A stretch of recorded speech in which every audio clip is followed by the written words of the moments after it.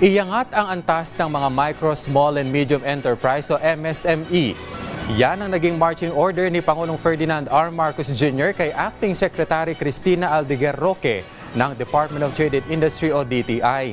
Naisa rin ng Pangulo na gamitin ang digitalization upang mag-level up ang mga MSME.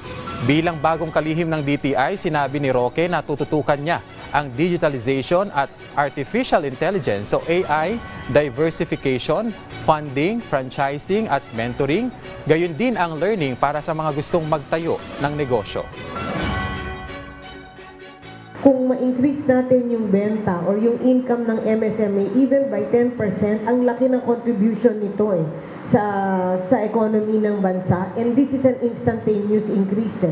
So we just need to use the digital platforms, we need to use the strength ng, ang maganda kasi sa atin, we have a big population which is 115.6 million Filipinos already. So dapat gamitin natin to as a tool for us to be able to sell yung mga produkto natin. Kasi ang dami natin Actually, ito rin ang yung nagpapa-attract ng investors, foreign investors sa atin is because of our huge population.